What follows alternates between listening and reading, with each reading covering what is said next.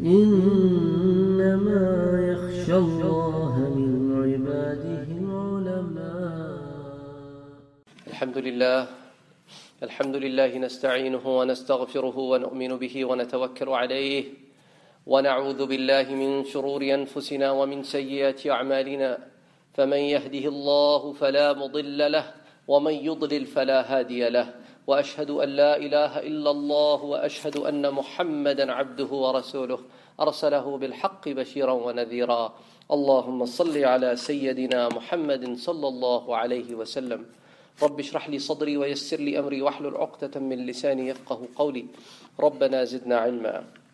قال الله تعالى في القرآن الكريم والفرقان المجيد: فأعوذ بالله من الشيطان الرجيم بسم الله الرحمن الرحيم وفوق كل ذي علم عليم. صدق الله العظيم. The ayah of the Quran that I have just recited to you, وَفَوْقَ كُلِّ ذِي عِلْمٍ عَلِيمٍ, is one of the piece of an ayah from Surah Yusuf. This ayah basically is telling us a very great message. And that message is that on every knowledgeable person, there is somebody more knowledgeable over him or over her. So nobody has all knowledge. That belongs to Allah subhanahu wa ta'ala. Now that perspective opens up so many dimensions of thinking for us. So of course I picked one of the many dimensions. Now one of the art or one of the ways of knowledge is that you improve yourself. Another aspect of knowledge is that you have an eye to look at an individual and see how much knowledgeable they are, how much talented they are, and how much skillful they are, so that you can utilize their talent to do jobs which otherwise they won't be able to do because they're skillful individuals, they're talented individuals, but they can't work on their own. That's why if you notice, there are a lot more people who own businesses, and then there are a lot of people which are exponentially bigger than the people who own businesses who work for them. And everybody who works for a business has a certain skill set. Even within the same capacity, everybody doesn't have the same skill set. Not all welders can do the same kind of cut. So there are certain kinds of cuts for which you need to be a specialized welder. So they go through the school and they get trained in that kind of a cut. They come out in the shop. Now one person is more skillful than the other when they make that welding cut. Same goes in any other field that you go out. There are a bunch of teachers. You probably have had so many teachers in your life. Everybody doesn't teach us the same way, even though the subject matter is the same. Everybody teaches English, but the way to teach is different. Some teachers click for you, some teachers don't. Same goes in the religious affairs. Same goes when you are having a boss from you learning from, and every boss is not the same. Some people click you, some people don't. So the idea of today is to figure out, this Quran talks about this idea that having an eye for a talent and utilizing it. Certainly so many places in the Quran talks about that. I've just picked Surah Yusuf, and if we have time, I probably may go in Surah An-Naml.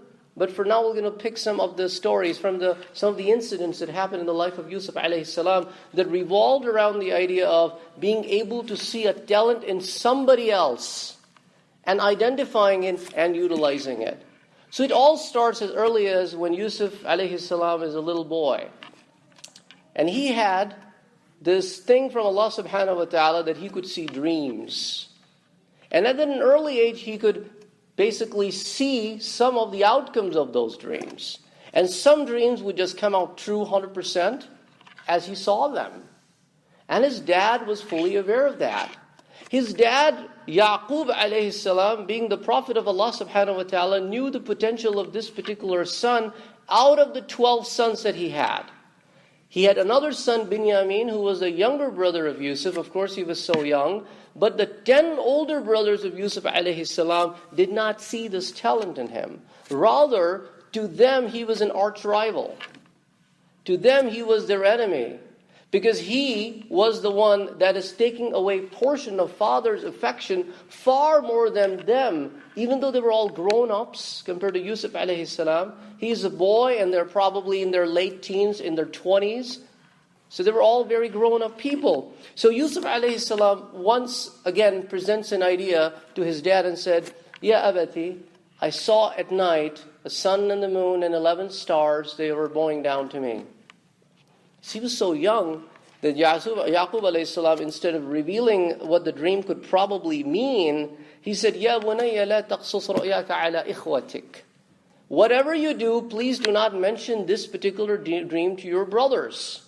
Because it's not because your brothers are your enemy. Look at the words he uses. He says, Inna shaytana lil insani aduwwum mubin. Because sometimes shaitan comes between humans and cause animosity. Because he did not want to corrupt his child's heart with the envy or rage or anger against his own brothers. He said sometimes that happens. So sometimes there is a set of information you're to hold on to yourself. So he could foresee the talent in his son. But on the other hand, those 10 brothers, إِذْ قَالُوا لَيُوسُفُ وَأَخُوهُ أَحَبُّ إِلَىٰ أَبِينَا مِنَّا, and they're saying, Joseph and his younger brother Benjamin are being loved by our father far more than we are. So inna abana lafi dalalin mubin. Our dad is definitely lost. He has no clue what he is doing. Now, dad, who is a prophet of God, and these sons are saying has no clue what he's talking about. So you know what? Uqtulu Yusuf, kill him. أَوِ اطْرَحُوهُ أَرْضًا يَخْلُو لَكُمْ وَجْهُ أَبِيكُمْ, or throw him out somewhere so that he gets lost. The dad would not see him. وَتَكُونُ مِنْ بَعْدِهِ قَوْمًا صَالِحِينَ. After that, we're going to become righteous people. Okay? Now this happens at work too. There are people who are looking at your position. They want you to find a different position and move on, or they will plot against you so that you get fired or demoted. Okay? Constantly. This is a human nature. So one of them said, no. قَالَ قَائِلٌ مِّنْهُمْ لَا تَقْتُلُوا يُوسُف. Do not kill your own brother. If you want to get rid of him, let's do this. Let's put him in a dry well, and that way so many caravans pass by, it's a trade route. Somebody will go to look down for water, we're going to pull him out. We'll sell Joseph to them, and he will be gone. You don't have to worry about it. So now these people are trying to get rid of this talent. And father sees the talent. So they act upon it. They throw the Joseph in the well. So we're going to fast forward a lot in this story because our point is to concentrate on those talent-seeking skills. So when the caravan goes past by the well, وَجَاءَتْ سَيَّارَةٌ فَأَرْسِلُوا وَارِدَهُمْ فَأَدْلَى دَلْوَى. So they've sent their waterman to go and fetch some water for them. So the waterman looked in the well is dry, but then there is a boy. Now to the water well guy, a slave that he could sell is a lot of money. So he is looking in Joseph an opportunity. He's not looking in Joseph a skill. So to him, or the other people accompanying him, Joseph is nothing more than a merchandise. The brothers come to the scene, and they say, well, we're sick and tired of this slave. Why don't you take him and sell him? And then they're now negotiating. وَأَسَرُّوهُ بِضَاعَةً. They're hiding the truth. And Joseph is also hiding the truth because he knows what kind of brother they are. They may probably kill him after this. وَشَرَوْهُ بِثَمَنٍ بَخْسٍ. They negotiated a very low rate. دَرَهِمَ مَعْدُودَ. Very small set of dirhams, coins. They sold Joseph. وَكَانُوا فِيهِ مِنَ الزَّاهِدِينَ. They wanted to get rid of him. So the people who bought him as a slave, they also did not see any potential in Joseph. A young boy, what can you do with him? Other than sell him as a slave, as a merchandise.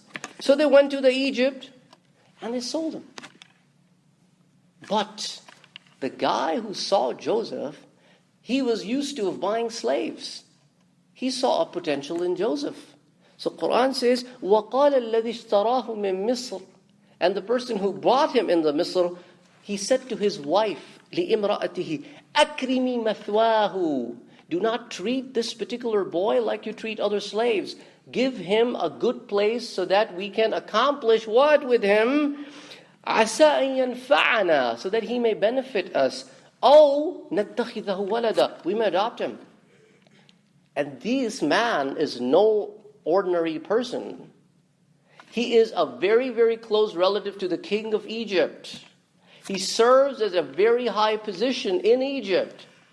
And he going for a slave boy and telling his wife to take care of him, and he may benefit us, or we may adopt him as a son, was a big statement. He probably saw something in Joseph that he didn't see anywhere else. So here we have a guy who has an eye for a talent. But on the other end, his wife did not have the eye. She was so short-visioned.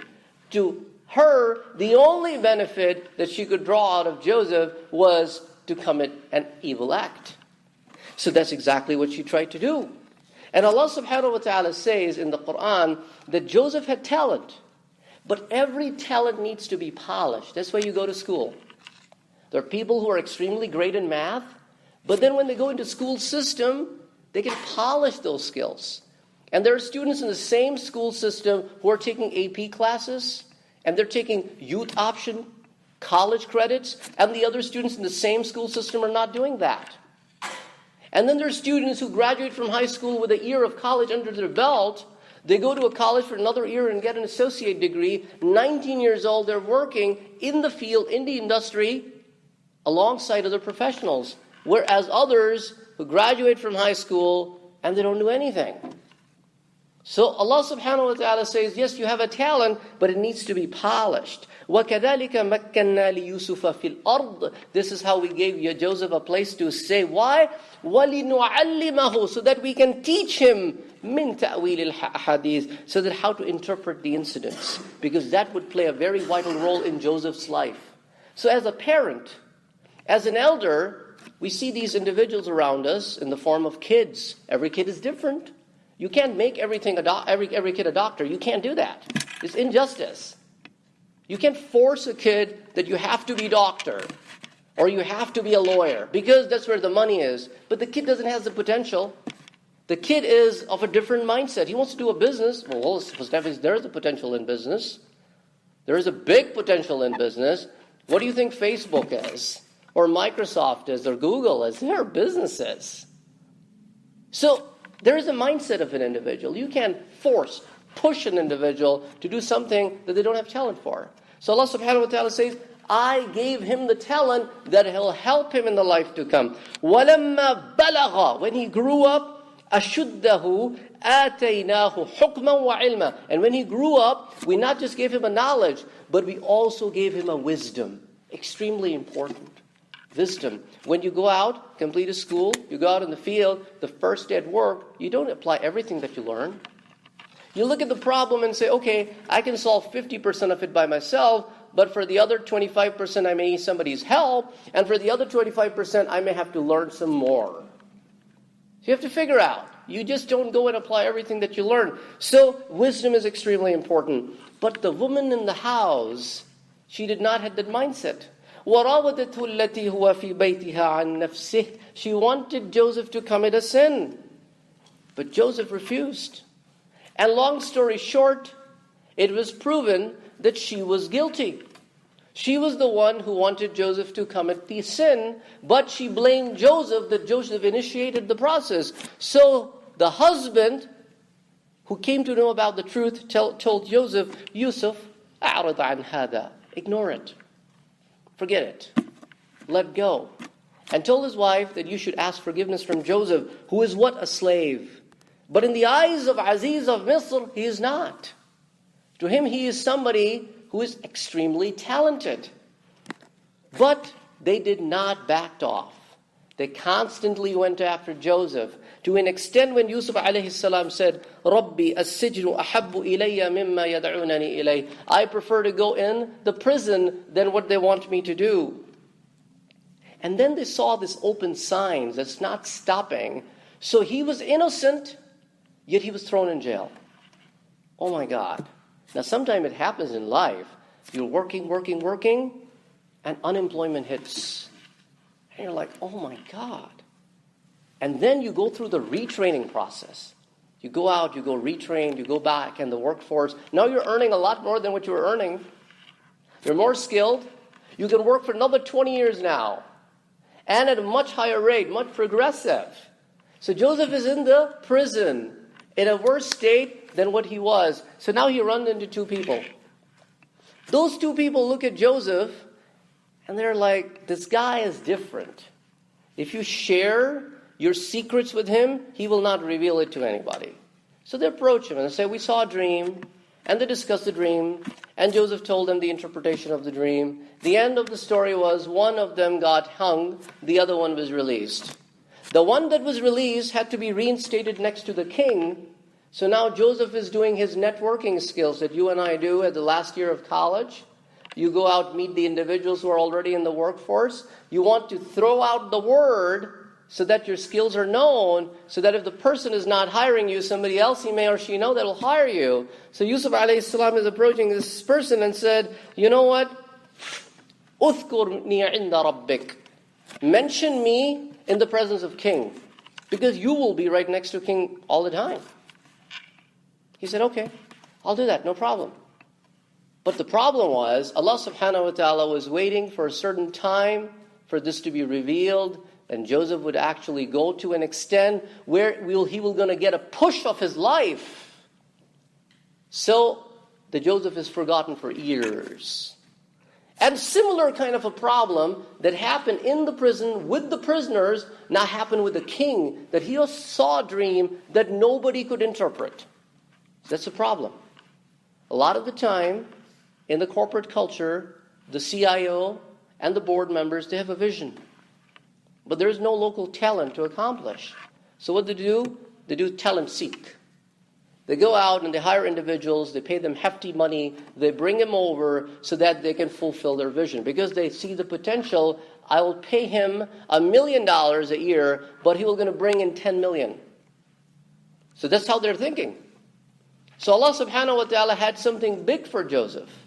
So when Yousuf alayhi salam was approached by the same person who was in prison with him, he said, Yousuf, there's a problem that I think only you can solve. Here's a dream. Can you please interpret this dream? But remember, Allah subhanahu wa ta'ala said, I did not just give him the knowledge, I gave him the wisdom as well. So Joseph not only interpreted the dream, but also gave the solution to the problem. Wow, that's a big thing. Now, there are two kinds of people. One who cause trouble, they're called the problem people, and there are solution people who give you the solution. So Joseph was among the solution people. And like, wow, he gave a two-step solution. First he interpreted the dream, then he said what can be done to avoid this situation. So the man went to the king and said, this is the Joseph solution of the problem. And the king was extremely amazed. And he said, وَقَالَ الْمَلِكُ أُؤْتُونِي بِهِ. Bring him to me. What a talent. Now hold on to this word. أُؤْتُونِي بِهِ. This word will change in the next couple of minutes. But when the man came to Joseph and said, the king wants you, Joseph said that I'm not coming out. Because I am innocent, I'm serving a sentence for something that I never committed. I want that case to be resolved. I want to come out clean. I don't want anybody to be pointing fingers at me when I'm out there. I do not want any kind of scandals. I said, what's a scandal? He said, ask your king to call upon the woman because of whom I'm serving here, and they shall witness that I was innocent. And that's exactly what happened. They came forth and they said he was innocent. He always was innocent. We were the one who were trying our level best. And then when this thing was revealed, now the king's statement changed. وَقَالَ الْمَلِكُ أُؤْتُونِي بِهِ. That part stayed the same. But now another part was added. إِسْتَخْلِصْهُ لِنَفْسِي. I want to make him somebody who is my advisor. I will going to just keep him as mine. He will be my personal advisor. He will be serving in my cabinet, but will only be advising me.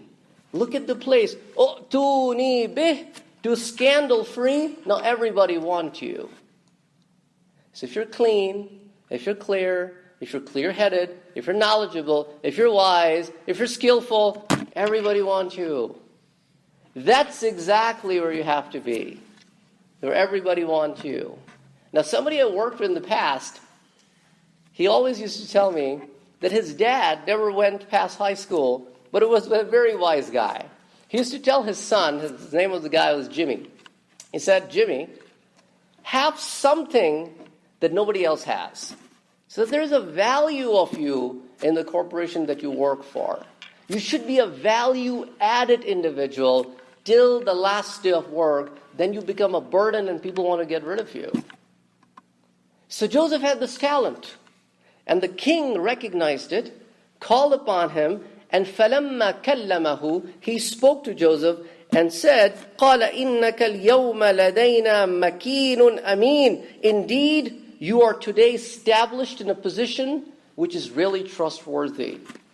Because you're not just a knowledgeable person, but you're extremely skillful individual and extremely trustworthy, because despite so much evil around you, what did you do? You kept the trust of your master. You did not betray your master. So what can I do for you? And now this is the kind of a question that in an interview, this is the last question. What else would you like to ask us? What else can we know about you? This is not the time to talk about how many vacations I'll be getting. What is your benefit plan? Will I going to be getting sick days? No. This is not. This is the time to sell yourself. The rest of the perks will come along. But you got to sell yourself. Now you have been answering their questions. They don't know your worth. Now is the time that you have studied their corporation. This is the time to fire up and said, this is what your corporation is all about. This is your mission statement. This is your vision. And this is how I fit in it. This is what Joseph said. He said, قَالَ أَجْعَلْنِي عَلَى خَزَائِنِ الْأَرْضِ. Make me the minister of the affairs of the land. Because your problem that you will face in the next 7 years, and on top of that another 7 years, needs somebody who is aware of how to deal the land problems, the food problems, the storage issues.